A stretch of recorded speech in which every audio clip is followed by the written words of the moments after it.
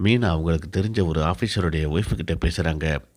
அவங்களோட உதவியினால் முத்துக்கு திரும்பவும் அவங்களுடைய கார் கிடைக்கிது. முத்து அந்த கார் எடுத்துக்கிட்டு நேராக வீட்டுக்கு போயிட்டுருக்காரு. வீட்டுக்கு போகிற வழியில் பார்லர் அம்மாவுடைய மலேசிய மாமாவை பார்க்குறாரு. கையில் ஒரு ஆட்டை பிடிச்சிக்கிட்டு நடந்து போயிட்டுருக்காரு. இதை பார்த்துட்டு அதிர்ச்சியான முத்து காரை நிப்பாட்டிட்டு கீழே இறங்கி, யோ மலேசிய மாமா அப்படின்னு சொல்லி கத்துறாரு. இதை கேட்டுட்டு அந்த மாமா திரும்பி பார்க்குறாரு. முத்தை பார்த்துட்டு அதிர்ச்சியாகி வேகமாக ஓட ஆரம்பிக்கிறாரு. யோ இரிய வரேன் அப்படின்னு சொல்லிட்டு பின்னாடியே முத்து வெட்டிட்டு போகிறாரு. ஆட்டோ ஓட்டிக்கிட்டு அந்த மலேசிய மாமா வேகமாக ஓடி போய் ஒரு சந்துக்குள்ளே புகுந்து அங்கிருந்து எஸ்கேப் ஆகிறாரு.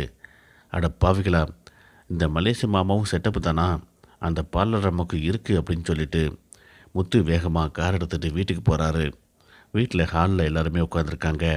ரோஹிணியும் அங்கே இருக்காங்க. எல்லாரையும் பார்த்து முத்து சொல்கிறாரு, இன்றைக்கி நான் வர வழியில் பார்லர் அம்மாவுடைய மலேசிய மாமாவை பார்த்தேன் அப்படின்னு சொல்லி சொல்கிறாரு.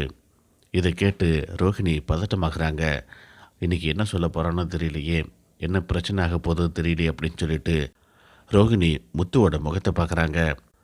விஜயா முத்துவோட முகத்தை பார்த்து, என்னப்பா என்ன சொன்னார் அப்படின்னு சொல்லி கேட்குறாங்க.